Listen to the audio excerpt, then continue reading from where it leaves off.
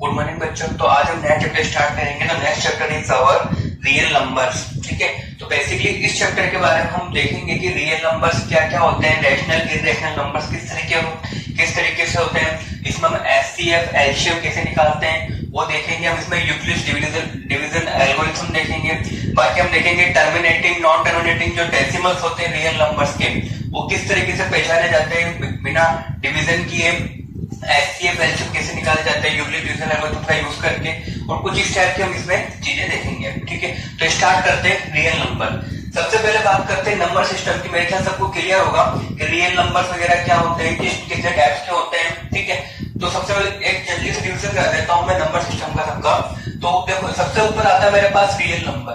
ठीक है, तो हम जितने भी मैथ्स में नंबर पढ़ते हैं इन रियल सिस्टम, तो वो सब होते हैं मेरे पास रियल नंबर। ठीक है, रियल नंबर जैसे कि लिखे हुए मेरे पास, जैसे -1 -1/2 0 1 √2 √5, तो ये सब क्या है मेरे पास रियल नंबर्स हैं। ठीक है, अब इन रियल नंबर्स के मेरे पास दो पार्ट होते हैं।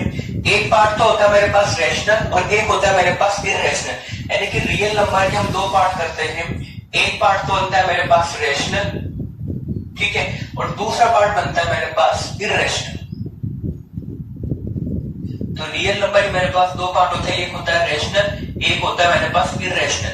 रैशनल को रिप्रेजेंट करते हैं क्यू से, ठीक है, और इररेशनल को रिप्रेजेंट करते हैं क्यू की पावर, क्यू के सर में थोड़ा सा सी लिखकर, क्यू रेज़ टू पावर सी कर। ठीक है, तो ये होता है मेरे पास रैशनल और इररेशनल का रिप्रेजेंटेशन। अब यहाँ पे जो बेसिकली इररेशनल नंबर जो होते हैं वो होते हैं मेरे पास non terminating and non repeating. ठीक है, यानी कि इररेशनल नंबर होते हैं मेरे पास non terminating and non repeating decimals are known as the irrational number. For example, जैसे मुझे पता है √2 एक इररेशनल नंबर होता है, क्योंकि अगर √2 की वैल्यू हम निकालेंगे तो आफ्टर डेसिमल जो उसके डिजिट्स होते हैं ना वो रिपीट करते हैं ना वो कभी टर्मिनेट होता है। तो ये मैंने कहा मेरे पास इररेशनल √2 √3 पाई भी मेरे पास एक इररेशनल नंबर होता है। तो ये सब क्या होता है मेरे पास इररेशनल की। बेसिकली जो इररेशनल नंबर होता है ना वो कुछ इस टाइप का, जैसे 1.41 1.4121367809 ऐसे चलते जा रहा है। ये नंबर ना रिपीटिंग है ना नॉन टर्मिनेटिंग है, यानी कभी टर्मिनेट नहीं होगा, आगे चलते जाएगा। तो वो सब कहलाएंगे मेरे पास इररेशनल नंबर। ठीक है, तो ये होता है मेरे पास irrational number, non repeating and non terminating. ऐसे रेशनल नंबर जो होता है मेरे पास, जिन नंबर्स को मैं p/q की फॉर्म में एक्सप्रेस कर सकता हूं। ठीक है, यानी कि रेशो में लिखते हैं q से, तो यहाँ पे q जो होता है मेरे पास p/q की फॉर्म में होता है। ठीक है, where p, q belongs to integer and q is not equals to 0, this is known as the rational number। यानी कि इररेशनल को हटा दो, रियल नंबर में जो बाकी नंबर बचेंगे मेरे पास वो रहेंगे रेशनल, यानी कि terminating decimals and repeating decimals, वो सब क्या रहेंगे मेरे पास रियल नंबर्स। जैसे कि या q में लिख सकता हूं, जैसे -1 is a rational number, -1/3 is a rational number. ठीक है, उसके बाद बात करते हैं अगर 0 इज ए रेशनल नंबर, -2 1 4 ये सब क्या है मेरे पास रेशनल नंबर है। ठीक, तो ये होता है मेरे पास सारे रेशनल नंबर। -1/3 जो बनेगा वो बनेगा मेरे पास 0.0003, वो रिपीटिंग डेसिमल से, तो किस में आएगा वो रेशनल नंबर में आएगा। ठीक है, तो अब यहाँ पर रेशनल के मेरे पास फिर दो टाइप्स होते हैं। रेशनल के दो टाइप्स करते हैं, इंटीजर्स एंड नॉन इंटीजर्स। तो एक होता है मेरे पास रेशनल का टाइप इंटीजर्स, और दूसरा होता है जो इंटीजर्स नहीं है कि नॉन इंटीजर। ठीक है, इंटीजर्स को लिखता हूं बेसिकली कैपिटल I और कैपिटल Z से, दोनों इसके क्या होते हैं नोटेशंस। तो इंटीजर्स में क्या आएंगे और नॉन इंटीजर्स में वैसे नंबर जो इंटीजर है। इंटीजर मेरे पास कौन कौन से नंबर बनेंगे, जैसे कि 0 +-1 +-2 +-3, तो ये सब किसमें आएंगे मेरे पास इंटीजर्स में। ठीक है, और नॉन इंटीजर्स में क्या आएंगे मेरे पास सारे फ्रैक्शंस, जैसे 1/2 -3/2, तो ये सब किसमें आएंगे मेरे पास नॉन इंटीजर्स में। ठीक है, अब यहाँ पे इंटीजर्स के फिर मेरे पास दो टाइप्स हो जाते हैं। एक होता है मेरे पास इंटीजर्स का टाइप, ठीक है, एक टाइप होता है मेरे पास, दो टाइप होते हैं मेरे पास इंटीजर के, एक होता है नॉन पॉजिटिव इंटीजर्स, एक होता है फिर नॉन नेगेटिव इंटीजर। ठीक है, तो इसके मेरे पास दो टाइप्स होते हैं, एक होता है non negative non positive integer, और दूसरा होता है मेरे पास नॉन नेगेटिव इंटीजर। ठीक है, तो नॉन पॉजिटिव और नॉन नेगेटिव इंटीजर्स क्या होते हैं? जो बेसिकली नॉन पॉजिटिव यानी कि ऐसे नंबर्स जो ऐसे इंटीजर जो पॉजिटिव नहीं है, यानी कि क्या है नेगेटिव। तो यहाँ बेसिकली जो नंबर्स आते हैं वो आते हैं सारे नेगेटिव इंटीजर्स, यानी कि -3 -2 -1 इस तरीके से सीक्वेंस चलती जाती है, ठीक है। और यहाँ पे बेसिकली 0 भी इंक्लूड होता है। तो इस तरह के सारे नंबर क्या कहलाते हैं मेरे पास? Non positive integer. और नॉन नेगेटिव इंटीजर मेरे पास आएंगे नॉन नेगेटिव, यानी कि ऐसे नंबर्स जो नेगेटिव नहीं यानी क्या आएंगे पॉजिटिव इंटीजर, पर इसमें 0 भी इंक्लूड होता है। 1 2 3 इस तरीके से आगे चलता रहता है, क्योंकि 0 ना पॉजिटिव है ना नेगेटिव। 0 क्या है मेरे पास? न्यूट्रल। अब यहाँ पे नॉन नेगेटिव को अगर मैं और क्लासिफिकेशन करूं तो यहाँ पे नॉन नेगेटिव मेरे पास बन सकता है नेचुरल नंबर, यानी कि इसमें से अगर मैं 0 को हटा दूं तो सिंपली क्या बन जाएगी मेरे पास? Purely positive. और इसमें से अगर 0 को रिमूव कर तो क्या बन जाएंगे? Purely negative integers. तो इसमें से अगर 0 को हटा दिया मेरे पास बनता है फिर नेचुरल नंबर, नेचुरल नंबर, ठीक है। तो नेचुरल नंबर को लिखते हैं बेसिकली कैपिटल एम से, और वो होता है मेरे पास कि इनमें से क्या डालो तुम? 0 को डालो, क्या बन जाएगा? 1 2 3। तो ये सब क्या रहते हैं मेरे पास? 1 2 3, ये सब क्या है मेरे पास? नेचुरल, यानी कि all counting numbers are known as the natural number. जो नॉन नेगेटिव इंटीजर से इसको होल नंबर भी बोला जाता है। तो ये बेसिकली मेरे पास होल नंबर भी है, होल, ठीक है। तो ये मेरे पास होल नंबर भी कहलाते हैं। तो ये मेरे पास पूरे नंबर सिस्टम का चार्ट होता है, ठीक है। फिर नेचुरल नंबर इवन, ऑड, को प्राइम, ट्विन प्राइम वगैरह बहुत सारे नंबर्स आते हैं। तो ये पूरा एक नंबर सिस्टम का चार्ट होता है जो सबको याद होना चाहिए कि रियल नंबर के किस तरीके से पार्ट होते हैं। रियल नंबर के मेरे पास 2 पार्ट्स होते हैं, रैशनल, इरेशनल।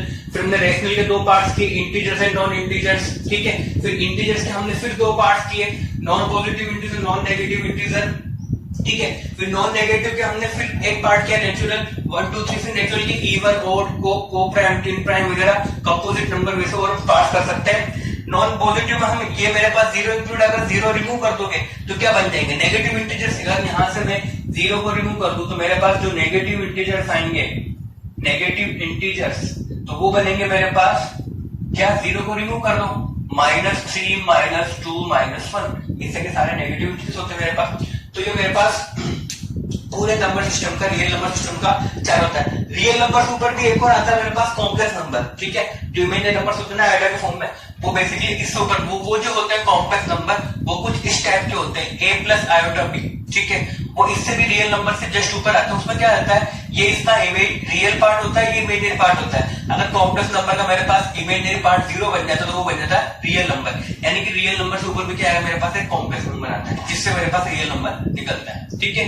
ये मेरे ख्याल सबको क्लियर होगा कि नंबर सिस्टम, पूरा नंबर सिस्टम क्या होता है। तो बेसिकली आपको इस चैप्टर में पढ़ना है रेशनल नंबर, इरेशनल नंबर और इंटीजर्स के कुछ प्रॉपर्टीज के आपको इंटीजर, इवन, ऑड वगैरह वगैरह, डिविजिबल टेस्ट वगैरह क्या क्या होता है, ये हमको इस पूरे चैप्टर में पढ़ना है। तो ये था मेरे पास नंबर सिस्टम का कंप्लीट चार्ट जी। अब आगे बात करते हैं। आगे नेक्स्ट हेडिंग है मेरे पास डिविजिबिलिटी। सबको पता कि होगा डिविजिबिलिटी क्या होती है कि कोई नंबर अगर किसी को डिवाइड करते हैं तो वो क्या कहलाएगा? उससे डिविजिबल कहलाएगा, ठीक है। तो वो होता है मेरे पास डिविजिबल। लेकिन देखो किस तरीके से, उसका नोटेशन देखो यहाँ पे। डिविजिबिलिटी, डिविजिबिलिटी क्या होता है? लेट्स सपोज मेरे पास एक कोई नंबर है 3, ठीक है। अगर 36 को मैं डिवाइड करता हूँ 3 से, तो 36/3 इज इक्वल टू क्या है मेरे पास? 12। यानी कि यहाँ पे 36 3 को कंप्लीटली डिवाइड कर रहा है, यानी कि बोल सकता हूँ कि 3 इज ए फैक्टर ऑफ 36, ठीक है। तो ऐसा अगर मैं लेकिन मैं 35 लूं, अगर 35 को मैं 3 से डिवाइड करूं तो ये मेरे पास कंप्लीटली डिविजिबल नहीं होगा, मेरे पास कुछ रिमाइंडर बचेगा। यानी कि यहाँ पे 35 3 से कंप्लीटली डिविजिबल नहीं है। यानी कि कोई नंबर अगर किसी को डिवाइड कर रहा है तो वो क्या कहलाएगा? उसका एक फैक्टर कहलाएगा, और उससे वो कंप्लीटली उसको डिवाइड करने के बाद एक क्या आएगा मेरे पास? कोई ना कुछ एक इंटीजर आएगा। अगर कोई नंबर किसी नंबर को डिवाइड करता है तो डिवाइड करने मेरे पास क्या आना चाहिए? इंटीजर आना चाहिए, तभी वो उस नंबर को कंप्लीटली डिवाइड कर पाएगा। तो यहाँ पे बेसिकली डिविजिबिलिटी यही है मेरे पास कि a non-zero integer a is said to be divide an integer b, a non-zero integer a is said to be divide an integer b, ठीक है।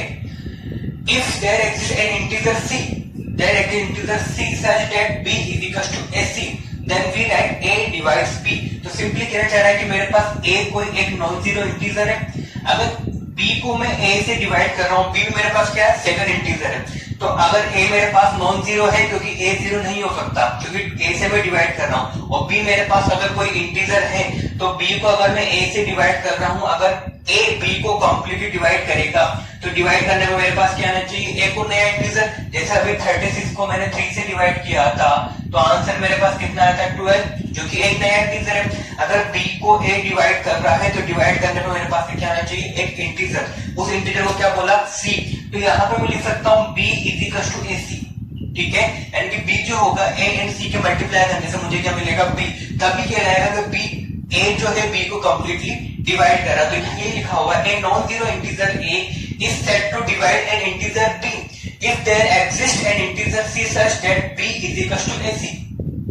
तो सिंपली यहां से डिवाइड कर देंगे ए से, तो क्या बनेगा, सी, जो कि इंटीजर है। तभी मेरा ए जो है बी को कंप्लीटली डिवाइड कर पाएगा। वी राइट एज, ये एक सिंबल होता है डिविजिबिलिटी का, इसको पढ़ते हैं ए डिवाइड्स बी। ये डिवाइड का साइन, या जैसे हम यहाँ बनाते हैं डिवाइड का साइन, वैसे यहाँ बनाया हुआ है ए डिवाइड्स बी। बेसिकली ये जो सिंबल होता है इसको इस तरह से पढ़ा जाता है, ए डिवाइड्स बी और A is a factor of B. बात एक ही है, अगर डिवाइड कर रहा है तो उसका कंप्लीटली फैक्टर होगा। और B is multiple of A, B is multiple of A, यानी कि बी ए का कोई ना कुछ मल्टीपल होगा, यानी कि ए को किसी इंटीजर से मल्टीप्लाई करेंगे तो बी आएगा। और A is division of B, जो ए है मेरे पास वो बी का क्या हो, कंप्लीटली डिविजन होगा। तो इस सिंबल को मेरे पास ये सारे मतलब होते हैं, एक ही बात बट डिफरेंट डिफरेंट लैंग्वेजेस में, ठीक है। उसके बाद अगर ए बी को डिवाइड नहीं करता है कि A B is not divisible by A, तो उसका सिंबल होता है इस तरीके से, इस तरह हमारा इसको क्लोज कर देते हैं। तो ये होता है B is not divisible by A. जैसे अगर ये एग्जांपल लिया मैंने 36 एंड 3 वाला, तो यहाँ पे लिखूंगा मैं, ठीक है, क्या लिखूंगा, 3 इज कंप्लीटली डिवाइड्स 36, ठीक ना। ए डिवाइड्स 3 डिवाइड्स 36 इस तरीके से, और 3 इज फैक्टर ऑफ 36। अगर जैसे एग्जांपल, तो यहाँ पे इसका मतलब हुआ 3 डिवाइड्स 36 और 3 इज अ फैक्टर ऑफ 36, या फिर बोल सकते हैं 36 इज अ मल्टीपल ऑफ 3, ठीक है। और मान लो अगर 35 लेता हूं मैं, 35 3 को डिवाइड नहीं करता है, तो 3 35 को डिवाइड नहीं करता है, तो 3 या क्रॉस करके क्या लिख दूंगा 35, यानी कि 35 is not divisible bye 3, 35 is not divisible bye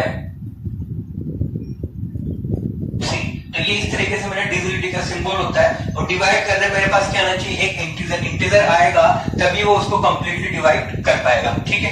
ये मेरे ख्याल आपको क्लियर होगा डिविजिबिलिटी क्या होता है। अब बात करते हैं यूक्लिड्स डिवीजन लेमा की, ये सबसे इंपॉर्टेंट चीज है इस चैप्टर के बारे में, ठीक है। तो देखो यहाँ पे क्या होता है, बेसिकली यूक्लिड्स डिवीजन लेमा देखो क्या होता है। हमने एक चीज पढ़ी थी, dividend is equal to divisor into quotient plus remainder, ठीक है। तो ये वही चीज लिखी हुई है बट थोड़ा कुछ चीज चेंज करके। देखो क्या होता है मेरे पास डिवीजन लेमा, जैसे मेरे पास एक नंबर लेट सपोज 32 को मैंने डिवाइड किया लेट सपोज 5 से, तो 5 से डिवाइड करने में मेरे पास रिमाइंडर कितना आएगा 2 और क्वोशिएंट मेरे पास कितना आएगा 6। तो 5 से डिवाइड 6 होगा मेरे पास क्वोशिएंट एंड रिमाइंडर कितना होगा मेरे पास 2। हम ऐसे लिखते हैं ना कि dividend divisor is equal to quotient plus remainder, ठीक है। ऐसे लिखा जाता है कि dividend is equal to divisor into quotient plus remainder, ये चीज लिखी जाती है। तो यही अगर मैं किसी और नंबर के लिए लिखूं, लेट्स सपोज मैंने लिखा है यहाँ पे 53 के लिए, 53 को अगर मैं 10 से डिवाइड करूं तो 10 से डिवाइड करने में 10 तो होगा मेरे पास डिवीजर, मेरे पास 5 आएगा इसका क्वोशिएंट एंड रिमाइंडर आएगा 3। यानी कि हर नंबर को, हर पॉजिटिव इंटीजर्स को मैं इस तरीके से एक्सप्रेस कर सकता हूं, किसी भी नंबर से डिवाइड करके। जब किसी नंबर से डिवाइड करें कुछ ना कुछ उसका क्वोशिएंट आएगा, कुछ रिमाइंडर आएगा, यानी कि हर पॉजिटिव इंटीजर को मैं इस फॉर्म में लिख सकता हूं, ठीक है। तो ये मेरे पास होता है यूक्लिड्स डिवीजन लेमा। क्या कि अगर मेरे पास कोई एक नंबर है a, ठीक है, मेरे पास कोई एक पॉजिटिव इंटीजर है a, इस पॉजिटिव इंटीजर a को मैं डिवाइड कर रहा हूं दूसरे पॉजिटिव इंटीजर b से, ठीक है। यानी कि मैं a को डिवाइड कर रहा हूं b से, तो डिवाइड करने से मेरे पास दो चीज आएगी, एक तो आएगा क्वोशिएंट जो लेट्स सपोज बोल देता हूं मैं q के ऊपर, ठीक है। जैसे यहाँ पे क्वोशिएंट कितना आ रहा था मेरे पास 6 या कितना आ रहा था 5, और कुछ कुछ रिमाइंडर आएगा, लेट्स सपोज रिमाइंडर को बोल देता हूं मैं स्मॉल r, ठीक है। तो यानी कि अब यहाँ पे मेरे पास क्वोशिएंट कितना है q, रिमाइंडर कितना है r, तो नंबर जो a बनेगा वो क्या बन जाएगा, divisor into quotient plus remainder. यही तो होता है मेरे पास, divisor into quotient plus remainder, यही है मेरे पास यूक्लिड्स डिवीजन लेमा। देखो, for any two positive integers a and b there exist integers q and r such that there extended q and r such that a is equal to bq plus r। अब देखो यहाँ पे जो reminder रहेगा, जैसे अगर किसी number को मैंने 5 से डिवाइड किया, 5 से डिवाइड करने में मेरे पास जो रिमाइंडर हो सकता है वो क्या सकता है, 0 हो सकता है, या 1 या 2 या 3 या 4। कभी 5 से डिवाइड करने में 5 रिमाइंडर तो आएगा नहीं ना कभी 6 आएगा। यानी कि जो रिमाइंडर रहता है वो 0 से स्टार्ट होके उस नंबर से एक लेस देन होता है, ठीक है। जैसे 5 से डिवाइड करने पे रिमाइंडर मैक्सिमम कहां तक जाएगा, 4 तक जाएगा। अगर मैं 10 से डिवाइड करूं रिमाइंडर क्या होगा, 0 1 2 3 4 5 6 7 8 9। तो किसी नंबर को 10 से डिवाइड करने मेरे पास ये सारे रिमाइंडर्स होंगे। तो यानी कि यहाँ पे अगर मैं b से डिवाइड कर रहा हूं a को, तो रिमाइंडर्स जो होंगे वो कहां से स्टार्ट होंगे, 0 से स्टार्ट होकर कहां तक जाएंगे, इंटीजर b माइनस 1 तक। तो b मेरे पास इंटीजर, तो यहाँ मैंने 0 पे क्या लगा, इक्वल साइन, बट b पे इक्वल साइन नहीं है, लेस देन b, यानी कि b से एक और कम इंटीजर क्या होगा मेरे पास, b माइनस 1, ठीक है। तो यहाँ पे ऐसा लिख सकता हूं इक्वल टू करके b माइनस 1, ठीक है। बट बेसिकली तुम्हारे एनसीईआरटी में स्टिकर्स लिखा हुआ है तो ये सही है, ठीक है। तो r जो होता है 0 के इक्वल लेस देन b होता है, और b मेरे पास r एक इंटीजर बनेगा, तो ये क्या हो जाएगा, इंटीजर के फॉर्म में b माइनस 1, क्योंकि सब मेरे पास मैं इंटीजर्स की बात कर रहा हूँ, ठीक है। तो ये बात सब क्लियर होगी। तो बेसिकली यहाँ पे इसके लिए हिंट के लिख लो, तो ये जो होता है मेरे पास, ये होता है, ये जो लिखा हुआ ये लिखा हुआ basically dividend is equal to division into quotient plus remainder, ये बेसिकली ये लिखा हुआ, ठीक है। उसी के a is equal to bq plus r के फॉर्म में लिखा हुआ, ठीक। तो मेरे ख्याल से क्लियर होगा कि क्या हो मेरे पास यूक्लिड्स डिवीजन लेमा क्या होता है, ठीक है। क्या लिखा basically dividend is equal to division into quotient plus remainder, a is equal to bq plus r। r पे क्या कंडीशन है, जो मेरा रिमाइंडर होता है वो 0 से स्टार्ट होके b is less than b, ठीक है। यानी कि 0 से स्टार्ट होके b माइनस 1 तक हो सकता है। एंड q एंड r यहाँ पे मेरे पास होल नंबर्स, यानी कि 0 भी हो सकता है, रिमाइंडर मेरा 0 भी हो सकता है। जैसे अगर कंप्लीटली या 30 होता तो रिमाइंडर क्या था मेरे पास, 0। तो ये बात सबको क्लियर है कि यूक्लिड डिवीजन एल्गोरिथम बेसिकली क्या है, सिंपली मेरे पास जो होता है ना डिवीजन एल्गोरिथम वो लिखा हुआ है, बट थोड़ा मॉडिफाइड करके, ठीक है। अब देखो अगर मैं लिख दूं b डिवाइड्स a, अगर b a को कंप्लीटली डिवाइड करता है, जैसे अगर यहाँ पे 30 होता तो बोलता मैं 30 को 5 कंप्लीट डिवाइड करता है, तो रिमाइंडर क्या था मेरे पास, 0। ऐसे अगर b डिवाइड्स a, यानी कि b a को कंप्लीटली अगर डिवाइड कर रहा है तो रिमाइंडर क्या आएगा मेरे पास, 0। तो रिमाइंडर अगर 0 आएगा, अगर कंप्लीट डिवाइड कर रहा है तो रिमाइंडर 0, अदरवाइज रिमाइंडर क्या होगा, 0 से लेके b के बीच में कुछ होगा, ठीक है। यहाँ पे इक्वल क्यों नहीं लग रहा, क्योंकि मैं यहाँ इक्वली कंडीशन यहाँ लिख चुका हूँ, ठीक है। तो बात है अगर b a को कंप्लीट डिवाइड कर रहा है तो रिमाइंडर क्या होगा मेरे पास, 0। अदरवाइज जो r होगा वो इस इनइक्वालिटी को सेटिस्फाई करेगा कि r जो होगा 0 से b के बीच में कुछ भी हो सकता है, इंटीजर्स में, होल नंबर्स में, ठीक है। ये बात याद रखना। अब देखो नेक्स्ट देखो क्या है,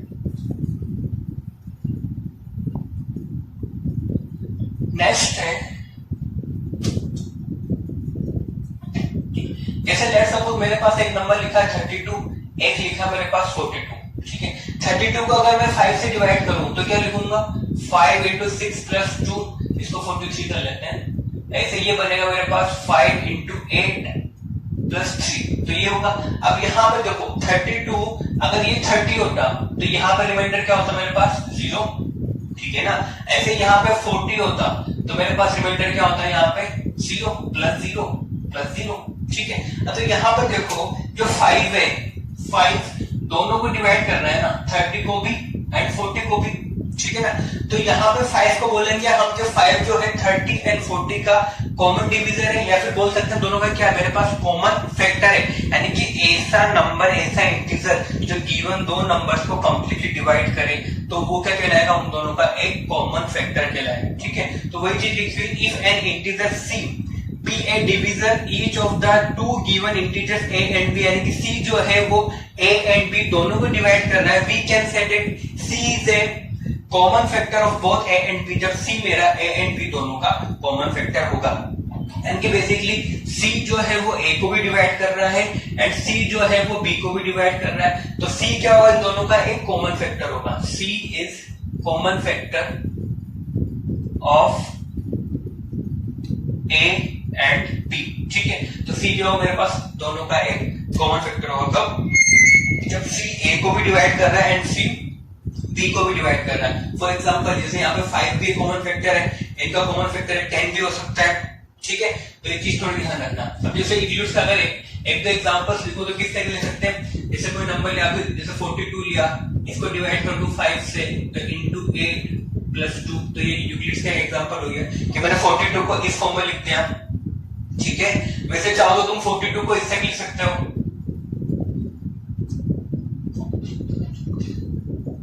ठीक है। अब मैंने इसको अगर 6 से डिवाइड किया तो रिमाइंडर क्या होगा, 0 होगा।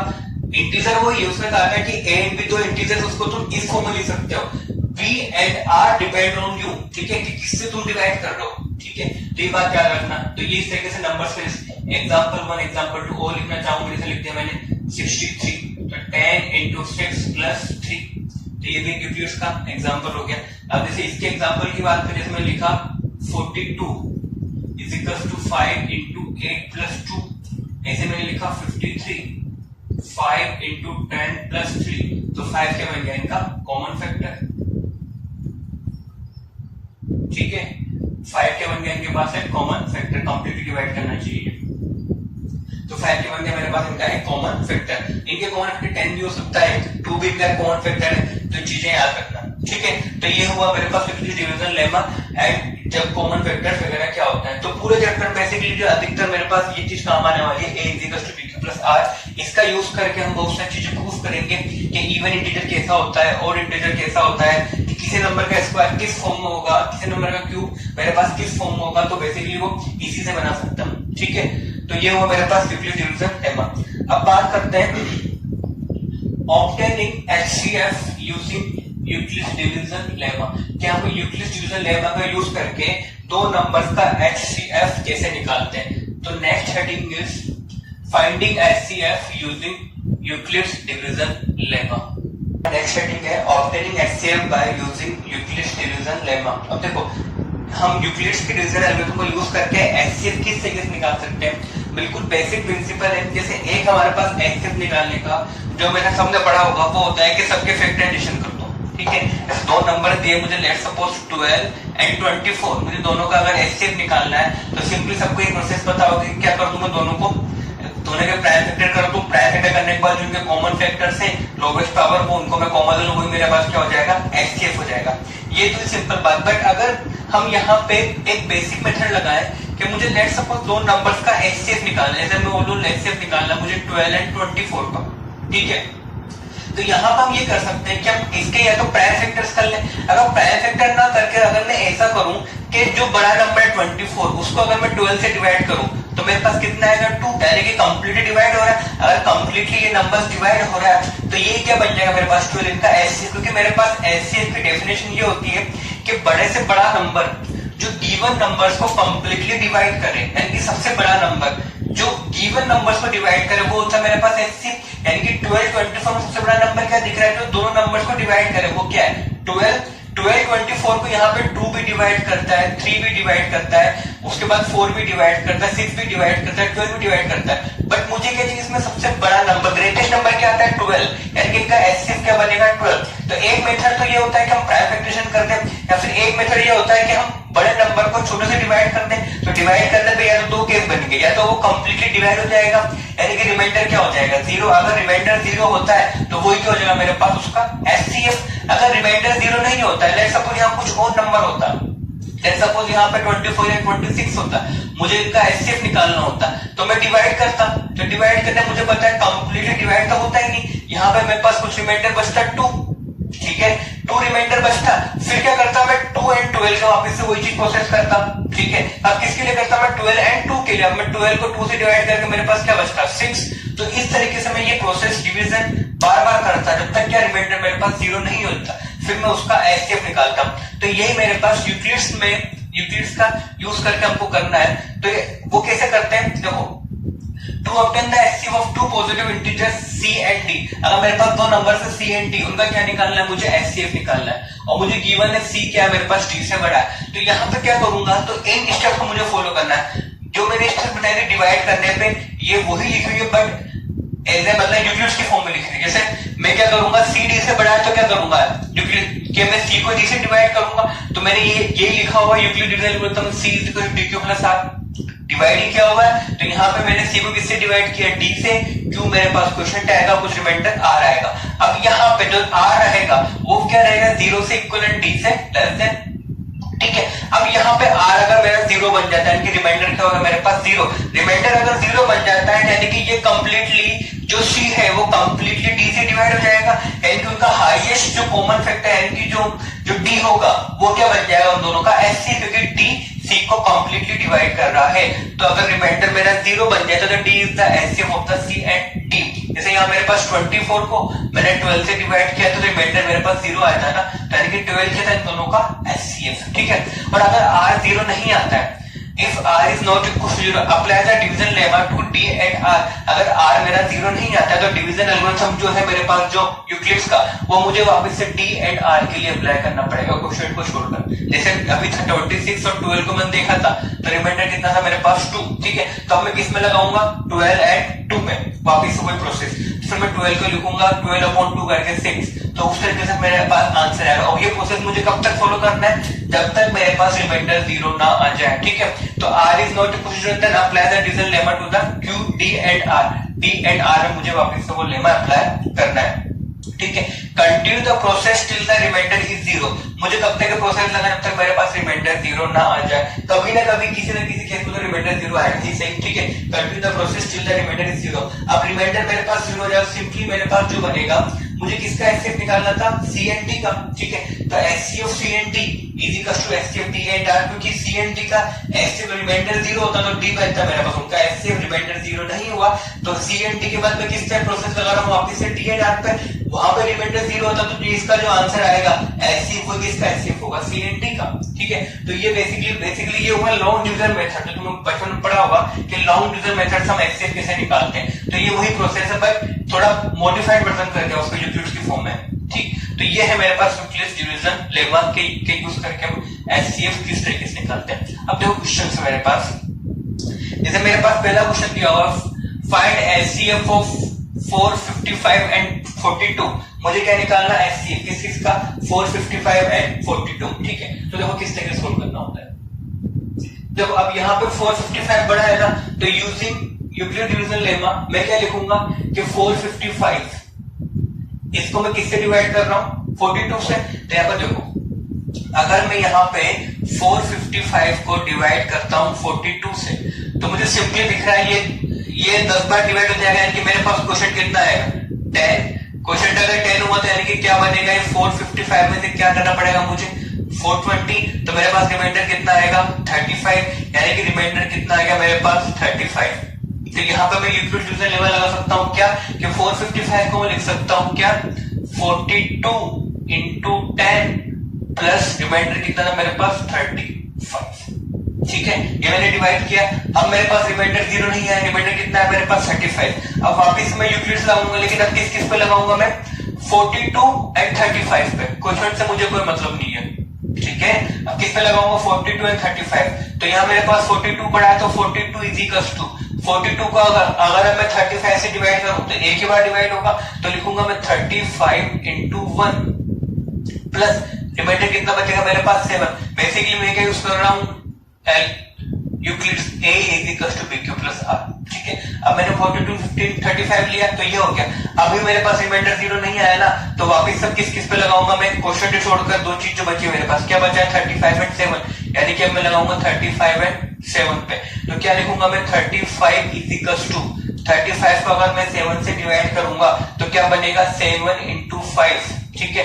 तो अब मेरे पास रिमाइंडर क्या हो गया, 0, ठीक है। तो अब मेरे पास रिमाइंडर क्या हो गया, 0। जहां अब यानी कि अब मुझे प्रोसेस को स्टॉप कर देना है, यानी कि अब मुझे आगे प्रोसेस नहीं करना। अब रिमाइंडर मेरे पास 0 आ गया, तो यानी कि जो मेरा 7 क्वेश्चन को छोड़ना है कि जो 7 होगा मेरे पास वही क्या हो गया दोनों का HCF, यानी कि यहाँ पे HCF ऑफ, ठीक है।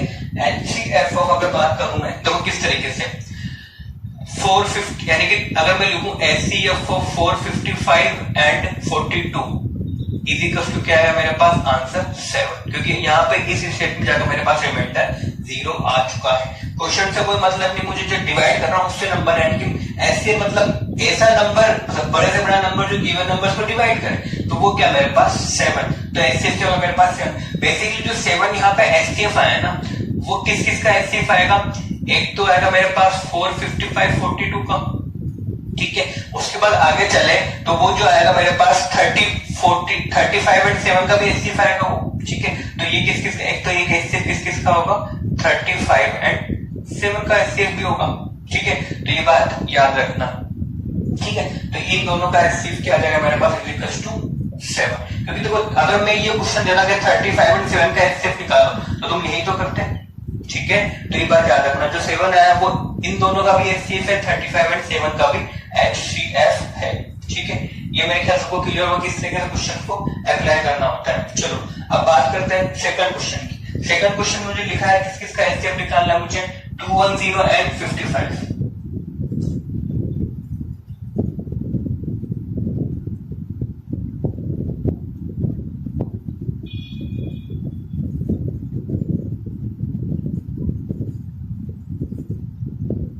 ऐसे यहाँ पे अगर देखा जाए ना 7, तो 7 जो है वो 42 एंड 35 का भी एचसीएफ होगा, क्योंकि इन दोनों को भी डिवाइड करने में 7 काम आ रहा है ना मेरा, तो वो 42 एंड 35 का भी एचसीएफ होगा एंड 35 का उधर का 7 का भी एचसीएफ होगा, ठीक है। तो अब बात करते हैं सेकंड क्वेश्चन की। सेकंड है फाइंड एचसीएफ ऑफ 210, तो यहाँ पे लिखा मेरे पास 210 एंड 55, ठीक है। तो देखो अब मैं क्या करूंगा, बेसिकली वो 210 पढ़ा तो 210 को यहाँ वो यूज करूंगा, a is equal to bq plus r, ठीक है। तो 210 किससे डिवाइड करूंगा मैं, 55 से, ठीक है। तो 210 को डिवाइड करूंगा मैं 55 से, अब देखो कितनी बार डिवाइड होगा ये, ठीक है। तो सिंपली देख सकते हो 210 अपन 55 करेंगे तो मेरे ख्याल से 3 बार 3 आएगा मेरा क्वेश्चन, ठीक है। तो 3 मेरे पास यहाँ क्वेश्चन आएगा। अब रिमाइंडर निकाल लेते हैं यहाँ से, तो 55 इंटू 3 करेंगे तो 165 आएगा, ठीक है। तो रिमाइंडर निकालना है मुझे, तो क्या करूंगा 210 अपॉन 165, ठीक। तो यहां से मेरे पास रिमाइंडर कितना आएगा यहाँ पे, ठीक है। तो कितना आएगा मेरे पास रिमाइंडर 45, तो ये रिमाइंडर आएगा यहाँ पे मेरे पास 45, ठीक है। तो क्लियर हुआ मेरे पास, मैंने क्या लगा यहाँ पे यूक्लिडियन एल्गोरिथम लगाया, सिंपली डिवाइड करके रिमाइंडर निकाल सकते हो, ठीक है। तो रिमाइंडर कितना आएगा मेरे पास यहाँ पे 45। अब मैं किस किस में लगाऊंगा, वापस से यूक्लिड्स रिमाइंडर 0 नहीं आया तो अब किस किस में लगाऊंगा, क्वेश्चन छोटा यानी कि मैं लगाऊंगा 55 एंड 45 में, ठीक है। तो वापस से प्रोसेस फॉलो करूंगा, तो क्या लिखूंगा मैं 55 किससे डिवाइड करूंगा मैं 45 से, तो सिंपली दिख रहा है कि एक ही बार डिवाइड होगा, एक बार डिवाइड होकर रिमाइंडर कितना बचेगा मेरे पास 10, ठीक है। कितनी बार डिवाइड होगा मेरे पास, क्वेश्चन कितना आया 1। अब वापस से रिमाइंडर 0 नहीं आया तो किस किस में लगाऊंगा 45 एंड 10 में, तो 45 को लिखूंगा मैं 10 इंटू 4 प्लस 5, ठीक है। तो अभी मेरे पास रिमाइंडर 0 नहीं आया तो वापस से लगाऊंगा मैं यूक्लिड्स ऑफ किस में लगाऊंगा, क्वेश्चन छोड़कर यानी कि 10 एंड 5 में, तो 10 इज इक्वल टू क्या लिखूंगा मैं 5 इंटू 2। अब रिमाइंडर 0 आ गया मेरे पास, अब रिमाइंडर 0 आया तो किस पर 0 आया 5 पर, तो 5 क्या बन जाएगा मेरे इन दोनों का HCF, ठीक है। तो 5 क्या होगा मेरे पास इन दोनों का HCF, यानी कि HCF of 210 and 55 is equal to, ठीक है। अब ये किस किस का HCF हो सकता है, 210 55 का, उसके बाद ये HCF हो सकता है मेरे पास 10 और 5 का, तो इस तरीके से 2-3 नंबर्स का HCF होता है, इज इक्वल टू कितना होगा मेरे पास 5। अभी मुझे क्या इस मतलब है, ठीक है। आगे देखेंगे किस किस का HCF हो सकता है, क्वेश्चन कराऊंगा एक, ठीक है। तो ये बात सबको क्लियर होगी कि किस तरीके से इनका HCF निकालना होता है। चलो अब थर्ड की बात करें, थर्ड लिखा है HCF निकालना मुझे 56 96 एंड 404। अब मुझे यहाँ पे 3 नंबर दिए हैं, ठीक है। 3 नंबर दिए तो मैं क्या प्रोसेस फॉलो करूंगा, पहले किन्हीं 2 का HCF निकाल दो, जैसे मैं लेट सपोज जो बड़े नंबर से मेरे 2 96 एंड 404 इन दोनों का मैं HCF निकाल देता हूँ। वो जो HCF आएगा उस नंबर को वापस से मैं 56 के साथ उसका HCF निकाल दूंगा, जो फाइनल जो आंसर होगा वही क्या होगा मेरे इन तीनों नंबर्स का HCF होगा। देखो किस तरीके से,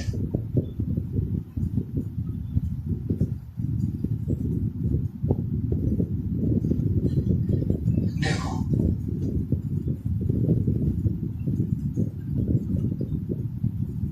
सबसे पहले मैं किसका HCF निकाल लेता हूँ 404 एंड 96 का। तो सबसे पहले मैं HCF निकाल रहा हूँ, सॉल्यूशन की बात करते हैं। सबसे पहले मैं HCF फाइंडिंग कर रहा हूँ, HCF किसका फाइंड कर रहा हूँ मैं 404 एंड 96 का, ठीक है। तो क्या लिखेंगे 404 इज इक्वल टू 96 है, तो 96 से डिवाइड करेंगे तो कितनी बार डिवाइड होगा मेरे, देखो अगर ये हो जाएगा, अगर ये 96 होता 100 तो कितनी बार होता 4 टाइम्स, तो कुछ 100 से कम ही आएगा, यानी कि कितना हो गया 4 से डिवाइड होगा, 4 टाइम्स डिवाइड होगा। तो अब 96 को 4 से मल्टीप्लाई करेंगे तो कितना रिमाइंडर आएगा मेरे पास, ठीक है, तो रिमाइंडर मेरे पास 96 इंटू 4 एंड रिमाइंडर आएगा मेरे पास, ठीक है 20, ठीक है, तो ये हो गया मेरे पास रिमाइंडर कितना हो जाएगा 20, ठीक, तो 96 इंटू 4 रिमाइंडर कितना होगा मेरे पास 20। अब किस किस में लगाऊंगा मैं क्वेश्चन 96 एंड 20 में, तो 96 इज इक्वल टू 20, ठीक है, 20 से डिवाइड करें कितना आएगा मेरे पास 480, रिमाइंडर कितना बचेगा मेरे पास यहाँ पे 16, ठीक है, तो वापस से किस में लगाऊंगा मैं 20 एंड 16 में, तो 20 इज इक्वल टू क्या लिखूंगा 16 इंटू 1, रिमाइंडर कितना आएगा मेरे पास 4, तो वापस से किस में लगाऊंगा 16 एंड 4 में, तो 16 is equal to 4 into 4 plus remainder क्या होगा मेरे पास 0, तो यहाँ मेरे पास 4 क्या आएगा एचसीएफ, यानी कि एचसीएफ ऑफ किस किस का 404 एंड 96, कितना आंसर आया मेरे पास 4। अब जो इन दोनों का एचसीएफ आया 4, अब उस 4 एंड 56 का क्या निकालूंगा मैं वापस से एचसीएफ, अब मैं एचसीएफ फाइंड कर रहा हूँ किस किस का 56 एंड 4 का, ठीक है, तो क्या लिखेंगे यहाँ पे वही 56, 4 से डिवाइड करेंगे 56 को तो कितना हो गए, 4 से डिवाइड करने मेरे पास आएगा 4 1 जा 4, ठीक है, तो हो जाएगा 14 इंटू 4 प्लस रिमाइंडर कितना हो गया 0, ठीक है, 4 से डिवाइड करने पे ये बना तो 4 इंटू 14 प्लस 0, तो कंप्लीट डिवाइड हो गया, यानी कि रिमाइंडर मेरे पास यहाँ पे 0 आ गया, तो रिमाइंडर 0 आ गया तो सिंपली ये क्या हो जाएगा मेरे पास एचसीएफ, यानी कि एचसीएफ जो हो जाएगा मेरे पास 56 एंड 4 का कितना हो जाएगा 4, यानी कि फाइनली बोल सकता हूं कि HCF of 56 and 96 and 404 is equal to कितना आएगा, आंसर है मेरे पास 4, यानी कि इन तीनों का एचसीएफ किसके इक्वल आएगा मेरे पास 4 के इक्वल। बेसिकली मैंने क्या प्रोसेस लगाया,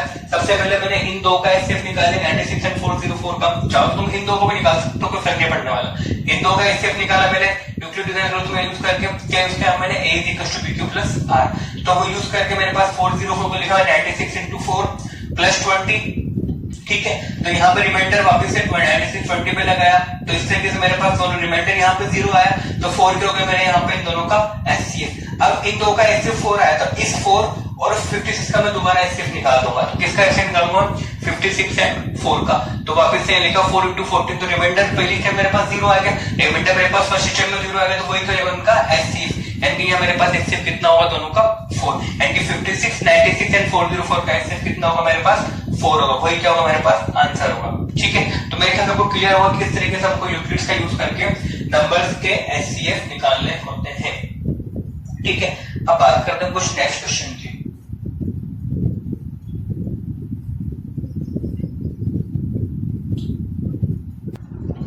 तो चलो बात करते हैं नेक्स्ट क्वेश्चन की। तो मेरे पास नेक्स्ट क्वेश्चन है use Euclid's division algorithm to find HCF of 4052 and 12567। तो मुझे इस क्वेश्चन में यूक्लिड्स डिवीजन एल्गोरिथम का यूज करके वापस से इनका क्या निकालना है, एचसीएफ निकालना है। तो मेरे ख्याल से क्वेश्चन आप लोग कर सकते हो, तो ये होमवर्क में ट्राई करना, ठीक है, वैसे एनसीईआरटी का सोल्ड एग्जांपल है, तो आप लोग इजीली ट्राई कर सकते हो, ठीक है।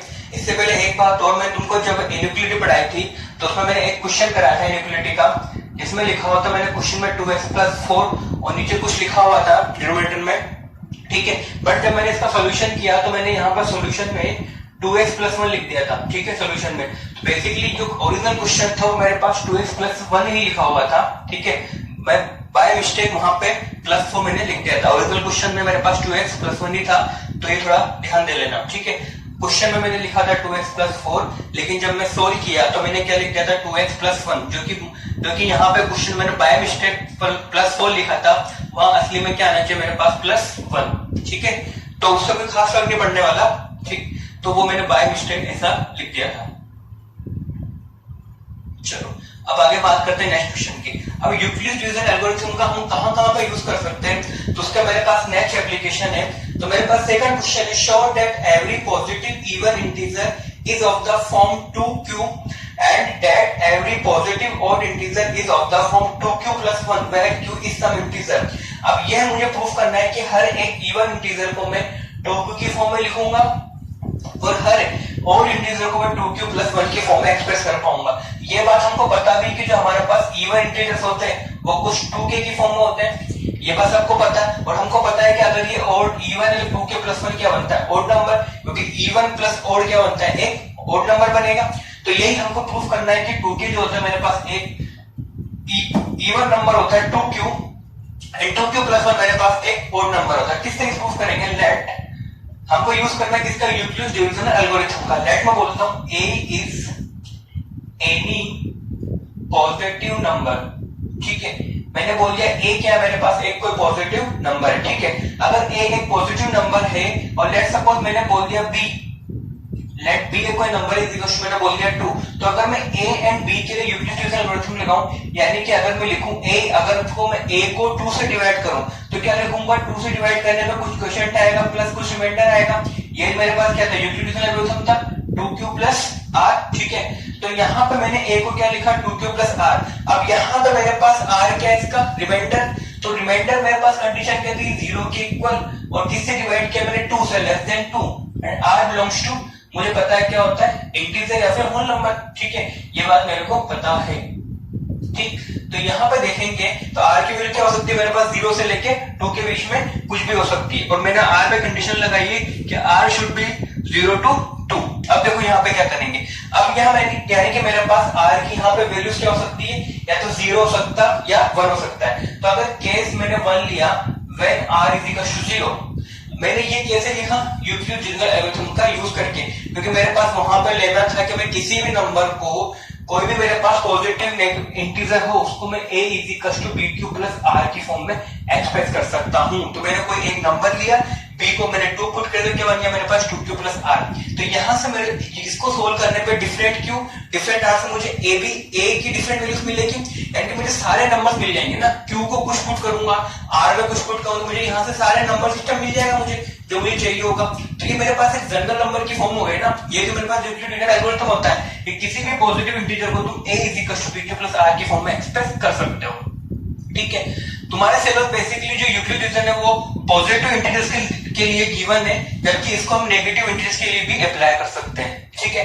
तो अब यहाँ पे मेरे पास r का केस बनेगा, r होगा मेरे पास 0 से 2 के बीच में। तो जब मैंने r को 0 पुट किया, तो r को 0 पुट करने पे मेरे पास a बनेगा 2q के इक्वल, ठीक है। यानी कि a मेरे पास बना 2q, यानी कि जो a है मेरे पास वो लिखा हुआ है 2q, यानी कि a मेरे पास 2 का मल्टीपल होगा, क्योंकि 2q लिखा हुआ है ना, यानी कि जो a होगा वो किसका मल्टीपल होगा, 2 का, क्योंकि q को 2 से मल्टीप्लाई करने से a मिल रहा है ना, तो a क्या होगा मेरे पास 2 का मल्टीपल होगा। और ये बात मुझे पता है कि कोई नंबर अगर 2 का मल्टीपल है, यानी कि वो नंबर जो होगा 2 से कंप्लीटली डिविजिबल होगा। 2 से अगर वो नंबर कंप्लीटली डिविजिबल होगा, तो हमको पता है इवन नंबर की मेरे पास डेफिनेशन ये होती है कि ऐसा नंबर जो 2 से डिविजिबल हो जाए वो कहलाता है मेरे पास इवन नंबर। यानी कि अगर ये 2 का मल्टीपल है तो बेसिकली a क्या बनेगा मेरे पास, इवन नंबर बनेगा, ठीक है। क्यों, क्योंकि a मेरे पास 2 का मल्टीपल है, यानी कि 2 से कंप्लीटली डिवाइड है, वो कंप्लीटली डिवाइड है 2 से, तो ये क्या बनेगा मेरे पास एज पर डेफिनेशन इवन नंबर। यहाँ पे कंप्लीट स्टेटमेंट लिखना पड़ेगा, a is a multiple of 2, so a is completely divisible by the 2, ठीक है। So here a is equal to 2q is a even number, क्योंकि q मेरे पास क्या, q भी क्या होता है मेरे पास एक इंटीजर ही होता है, ठीक है। तो इसलिए यहाँ पे a is equal to 2q बन गया मेरे पास एक इवन नंबर बन गया। ऐसे अगर मेरे पास केस सेकंड हो जाए, रिमाइंडर क्या बन सकता है 1, तो रिमाइंडर 0 बनेगा, या फिर सेकंड क्या बनेगा 1, 2 तो बन नहीं सकता क्योंकि 2 से डिवाइड ही कर रहा हूं मैं। तो a इज इक्वल टू क्या बन जाएगा मेरे पास 2q प्लस 1, ठीक है। तो a इज इक्वल टू बन गया मेरे पास 2q प्लस 1। अब 2q क्या है मेरे पास एक इवन नंबर है, 2q मेरे पास एक इवन नंबर है, और प्लस 1 मैंने किया हुआ है, तो इवन प्लस 1 क्या है मेरे पास 1 8 क्या होते हैं, इवन प्लस 1 करेंगे तो क्या मिलेगा मुझे एक ओड नंबर, ठीक है ना। इवन 2q क्या मेरे पास इवन, उसमें मैंने प्लस 1 किया, यानी कि इवन के जस्ट नेक्स्ट नंबर क्या होगा मेरे पास ओड, यानी कि ये क्या बनेगा मेरे पास एक ओड नंबर, ठीक है। क्यों, यहाँ पे क्या मेरे पास वापस से एक इंटीजर है, पॉजिटिव इंटीजर या फिर होल नंबर बोल सकते हैं, ठीक है। यानी कि a is equal to 2q क्या होगा मेरे पास एक इवन इंटीजर हो गया, and a is equal to 2q plus 1 क्या होगा मेरे पास एक और इंटीजर होगा। मुझको यही प्रूफ करना था। अगर इसको और प्रूफ करना है, जैसे मैंने लेट सपोज q को पुट किया 1, तो 1 पुट करने पे कितना बनेगा मेरे पास 2, एंड यहाँ पुट करने पे क्या बनेगा मेरे पास 3। ऐसे मैंने अगर यहाँ पे q को पुट किया 2, तो ये बन जाएगा मेरे पास 4, ये बन जाएगा मेरे पास 5, ठीक है। ऐसे 0 पुट करने पे ये 0 एंड ये 1, ऐसे ये 4, फिर 5, 6, 7, 8, 9, फिर 10, 11। तो यहाँ मुझे alternate even and odd numbers मिल रहे हैं ना, तो मैं बोल सकता हूँ ये एक इवन एंड ऑड नंबर का मेरे पास जनरल फॉर्मूला हो सकता है कि a is equal to 2q। यहाँ पे q एक इंटीजर है, तो ये बनेगा मेरे पास even number, and 2q plus 1 मेरे पास क्या बनेगा, ऑड नंबर। तो यूक्लिड्स का डिवीजन एल्गोरिथम का यूज करके हम इस तरीके से क्वेश्चंस को प्रूफ करते हैं। बिल्कुल बेसिक क्वेश्चन था, ठीक। अब सेकंड क्वेश्चन की बात करते हैं। सेकंड क्वेश्चन मेरे पास, show that any positive integer is of the form 3q plus 1, 3q plus 2 for some integer q, ठीक है। तो मुझे प्रूफ करना है कि कोई इंटीजर q के लिए मेरे पास कोई भी पॉजिटिव इंटीजर जो होगा वो इस फॉर्म का होगा, 3q plus 1 and 3q plus 2, ठीक है, फॉर सम इंटीजर q। तो मुझे ये प्रूफ करना है किसी इंटीजर q के लिए मेरे पास 3q and 3q plus 1, 3q plus 2 से सारे पॉजिटिव इंटीजर्स में बना सकता है कि एक तरह से पॉजिटिव इंटीजर का एक जनरल फॉर्मूला लिखा हुआ है। तो देखो अब यहाँ मुझे ये प्रूफ करना है 3q प्लस 1, 3q प्लस 2। तो जब भी ऐसे क्वेश्चन आए प्रूफ करने के लिए तो सोचा करो कि लेट सपोज मैंने बोल दिया कोई a को बोल दिया कोई एक मैंने पॉजिटिव नंबर, ठीक है। तो a को बोल दिया मैंने positive integer, let a is positive integer, ठीक है। a को मैंने पॉजिटिव इंटीजर बोल दिया। अब मुझे किसकी फॉर्म में आंसर चाहिए, 3q and 3q plus 1 and 3q plus 2, यानी कि मुझे आंसर चाहिए 3 की फॉर्म में। तो लेट सपोज यहाँ पे b को जिससे मुझे डिवाइड करना है उसको मैं 3 बोल देता हूँ, मुझे ये प्रूफ करना है, ठीक है। तो b को क्या बोल दिया मैंने 3। अब यहाँ पे a एंड b पे मैं क्या लगाऊंगा, यूक्लिड्स डिवीजन एल्गोरिथम। तो वापस से यहाँ पे अगर मैं अप्लाई करूंगा यूक्लिड्स डिवीजन एल्गोरिथम तो क्या बनेगा मेरे पास, a is equal to 3b plus r, यही बनेगा 3b प्लस r, यानी कि नंबर a था मेरे पास पॉजिटिव इंटीजर, उसको मैंने b इज इक्वल टू 3 से डिवाइड किया तो 3, ठीक है, 3q प्लस r बचेगा मेरे पास, ठीक है, q क्वेश्चन। अब रिमाइंडर जो रहेगा उस पर कंडीशन रहेगी 0 से एंड 3 से लेस देन, ठीक है। मुझे बता रिमाइंडर क्या होता है मेरे पास, होल नंबर, यानी कि यहाँ मेरे पास रिमाइंडर पे क्या कंडीशन रहेगी, यानी कि पहला केस जो बनेगा मेरे पास रिमाइंडर या तो क्या बनेगा 0, दूसरा केस रहेगा मेरे पास रिमाइंडर क्या हो सकता है 1 हो सकता है, और थर्ड केस हो सकता है मेरे पास remainder is equal to 2। Remainder 3 तो हो नहीं सकता क्योंकि यहाँ पे इक्वल टू साइन 3 पे नहीं लिखा है। तो जब r इज इक्वल टू 0 रहेगा तो मेरे पास जो नंबर बनेगा पॉजिटिव इंटीजर वो क्या बन जाएगा 3q, और जैसे r इज इक्वल टू 1 रहेगा जो नंबर मेरे पास बनेगा वो बन जाएगा मेरे पास 3q प्लस 1। जब r इज इक्वल टू 2 रहेगा तो जो नंबर बन जाएगा मेरे पास 3q प्लस 2, ठीक है। तो तीनों केस हो गए मेरे पास कि a is equal to 3q। a मैंने बोला था एक पॉजिटिव इंटीजर, तो पॉजिटिव इंटीजर में जब रिमाइंडर मेरे पास 0 रहेगा तो a एक नंबर है, उसको मैं इस फॉर्म में एक्सप्रेस कर सकता हूं, any positive integer it can be form express in this form using the Euclid division algorithm, ठीक है। तो यहां से जब r को मैंने 0 पुट किया तो क्या मिला, a is equal to 3q plus 1 and 3q plus 2।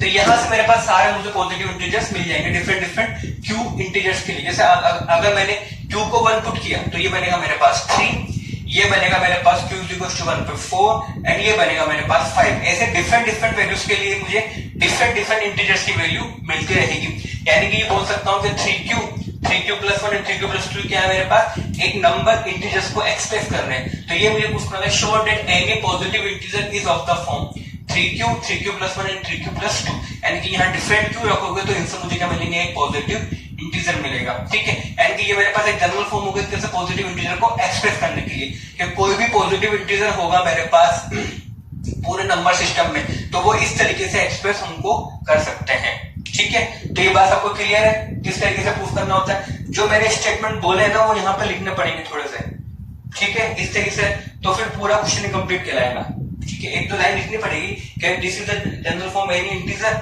For different values of the q, ठीक है। तो यहाँ से हम कोई भी तरह का पॉजिटिव इंटीजर बना सकते हैं। तो इस तरह के क्वेश्चन बनते हैं। तो ये होगा मेरे पास क्वेश्चन नंबर 3। चलो और नेक्स्ट क्वेश्चन की बात करते हैं। तो इसमें बेसिकली यूक्लिड्स का एक ये भी एप्लीकेशन होता है कि डिफरेंट नंबर्स मुझे प्रूफ करने होते हैं, इवन और किसी नंबर का स्क्वायर किस तरह का फॉर्मेट होगा, तो वो सब मुझे प्रूफ करने होते हैं। और क्वेश्चन देखते हैं इसके।